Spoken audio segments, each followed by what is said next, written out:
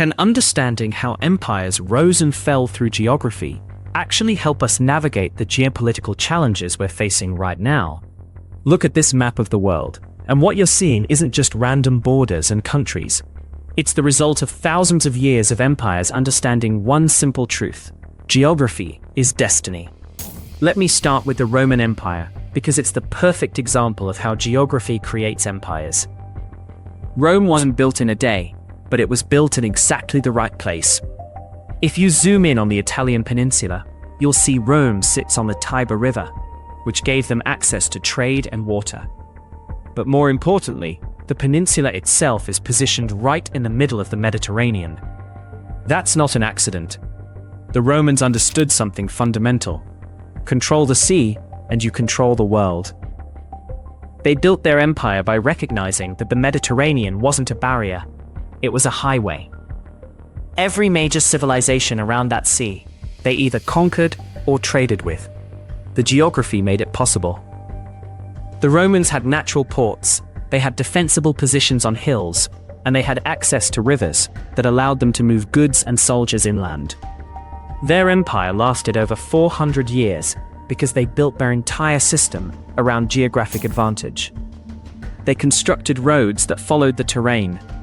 They positioned legions at strategic choke points, and they fortified their borders along natural boundaries like rivers and mountains.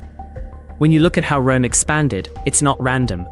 They expanded along geographic lines that made sense. They pushed north to the Rhine and Danube because those were natural barriers that were easier to defend than trying to push into the endless forests of Germanic Europe.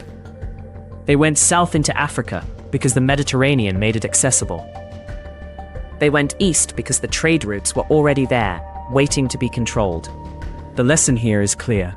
Successful empires don't fight geography, they work with it. They understand their natural advantages, and they exploit them relentlessly. Think about this. Between 27 BCE and 180 CE, Rome expanded from controlling just the Italian peninsula to controlling over 2 million square miles across 3 continents. That wasn't luck. That was systematic geographic strategy. Every major expansion followed either a river, a coastline, or a trade route. When Rome tried to expand beyond the Rhine in 9 CE, under General Varus, they got crushed in the Teutoburg forest. 3 legions, around 15,000 soldiers, were destroyed because they were fighting in terrain they didn't understand and couldn't control. That single defeat showed the limits of Roman power when geography worked against them. So Rome learned. They stopped trying to conquer Germanic forests and instead fortified the Rhine as their border. They understood that some geography is worth controlling and some isn't. That's the kind of sophisticated geographic thinking that built their empire. Now let's talk about the Mongol Empire, because it teaches us something different. The Mongols weren't based in a Mediterranean superpower or a wealthy river valley. They came from the steppes of Central Asia, which is one of the harshest environments on Earth. But here's the thing about the Mongols. They didn't see their geography as a limitation. They saw it as training. The steppes created warriors, the harsh climate, the vast distances, the need to master horsemanship just to survive. All of it created an empire that was fundamentally mobile. Genghis Khan understood that the traditional model of empire, where you build cities and fortifications and stay put, wasn't going to work in his world. Instead, he created an empire based on movement and logistics. The Mongols dominated because they could move faster than anyone else. They could traverse the steppes, cross deserts, navigate mountains, all while maintaining supply lines that kept their armies fed and equipped. They conquered from Korea to Eastern Europe, not because they had better technology, but because they understood how to move armies across impossible terrain. They used geography as a weapon. When they encountered mountains, they found the passes. When they encountered deserts, they knew the water sources. They mapped the world in their minds and used that knowledge to conquer it. The Mongol Empire teaches us that geography isn't just about natural resources or ports or rivers. It's about understanding movement, about knowing how to navigate the world better than your competitors. In the modern context, think about how this applies to supply chains, to military logistics, to the movement of information and capital across borders. The principles are the same. Here's what makes the Mongol story even more counterintuitive. They created the largest contiguous land empire in history between 1206 and 1368, covering over 9 million square miles. But they did it without controlling the Mediterranean, without controlling major river valleys, and without the kind of infrastructure that Rome relied on. Instead, they used the steppes themselves as their highway. They understood that the steppe was flat, it was open, and it allowed rapid movement. They built way stations, they maintained horse herds across the territory, and they created a communication system called the Yam that could relay messages across the entire empire in weeks.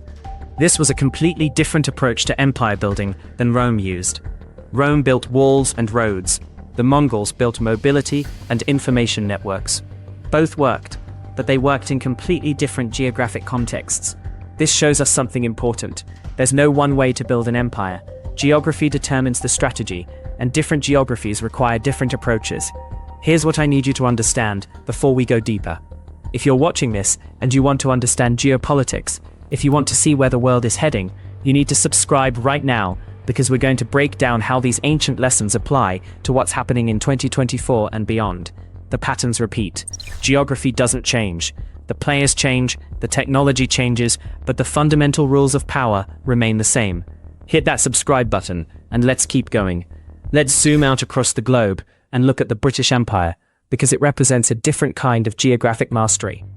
The British didn't control the largest landmass, but they controlled something arguably more valuable. Britain's geography as an island nation forced them to become a naval power. They couldn't expand land-based like the continental empires, so they built ships. And once they had ships, they realized they could project power anywhere in the world.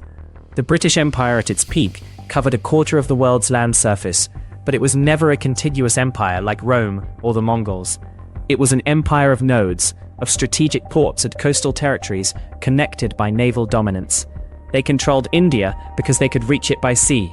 They controlled Hong Kong because it was a strategic harbor on the route to China. They controlled Gibraltar because it controlled the entrance to the Mediterranean. They controlled the Suez Canal because it was the critical choke point between Europe and Asia. Every major possession of the British Empire was chosen for geographic reasons. And when you look at where Britain is today, it's not a global superpower anymore, but the geographic lessons remain. Control the straits, control the seas, control the trade routes, and you control the world.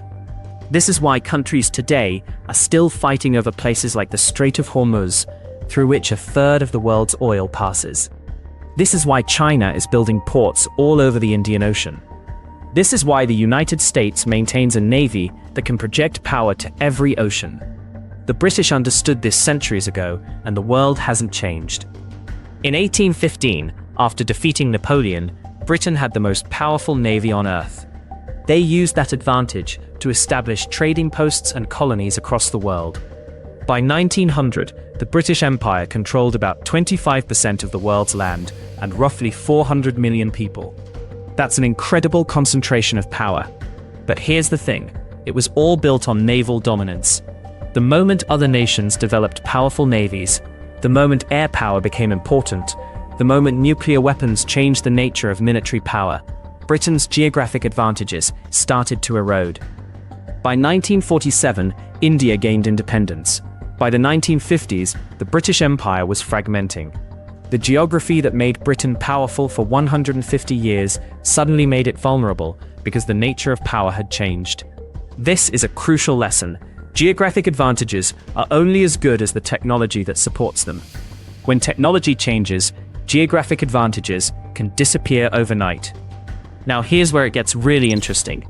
The Ottoman Empire lasted over 600 years, and that longevity came directly from geography. The Ottomans controlled the Bosporus and the Dardanelles, the narrow straits that connect Europe to Asia and the Mediterranean to the Black Sea. That single geographic advantage gave them control over trade between continents.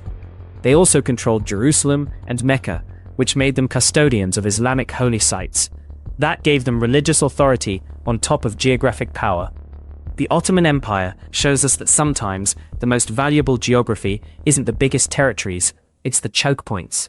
It's the places where everyone else has to pass through. The Ottomans didn't need to conquer all of Europe or all of Asia. They just needed to control the straits and the trade routes. and they did that for centuries. In the modern world, we see this same principle playing out. Look at the Strait of Malacca between Malaysia and Indonesia. 90% of the world's maritime trade between Europe and Asia passes through there. One country, or a coalition of countries, that controls that strait controls global commerce. This is why there's so much geopolitical tension in the South China Sea. The principles that made the Ottomans powerful are still at work. Geography creates natural choke points, and whoever controls the choke points controls the system. The Ottoman Empire controlled the Bosporus from 1453, when they conquered Constantinople, until 1923, when the Turkish Republic was established. That's 470 years of collecting taxes on goods moving between Europe and Asia. Every merchant ship, every trading vessel, every military fleet that wanted to move between the Mediterranean and the Black Sea had to pay Ottoman fees, or navigate around Africa, which took months longer. This gave the Ottomans enormous wealth and power. But eventually, the Ottomans failed to modernize their military while European powers were developing new technologies. By the 1800s, European navies were so powerful that they could force the Ottoman Empire to open the straits to free trade. The Ottoman advantage eroded, not because they lost control of the geography, but because they couldn't defend it against newer military technology. This is the counterintuitive part. Sometimes you can hold on to geographic advantages and still lose power. Geographic advantages only matter if you have the military and economic capacity to defend and exploit them.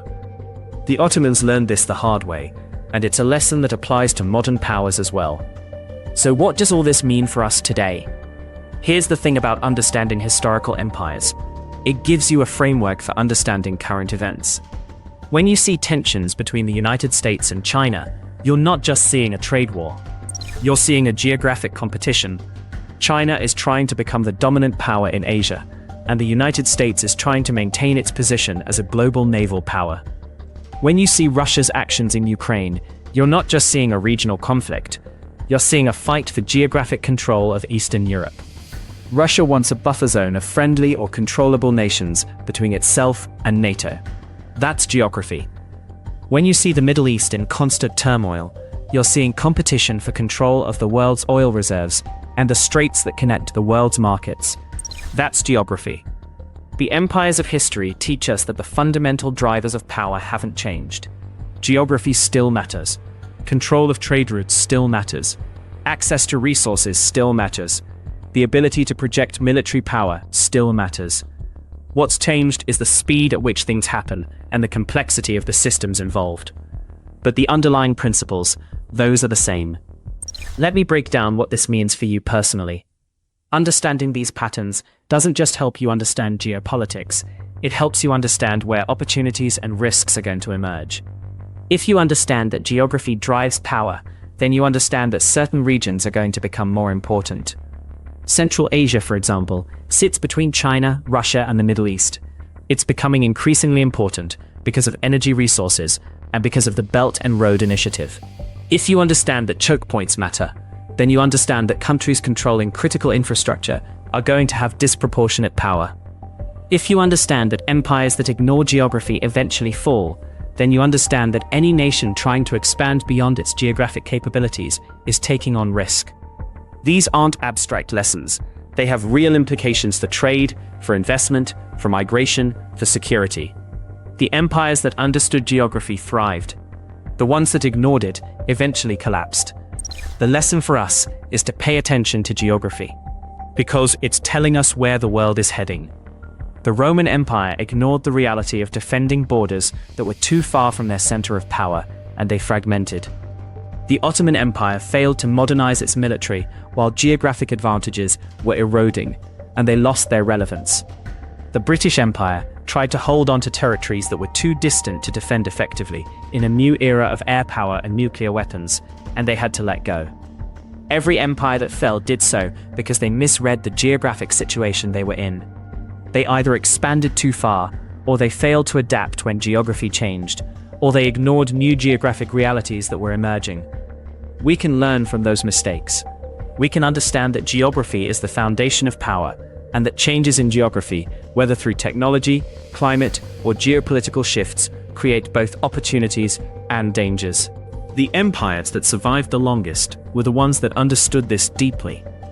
And the nations that are going to thrive in the coming decades will be the ones that understand it now. If this video helped you see the world differently, smash that like button. And if you want to dive deeper into how geography is shaping our future, subscribe to the channel and watch the next video. We're going to break down exactly how these lessons are playing out in 2024 and what it means for the next decade of global power. Thanks for watching.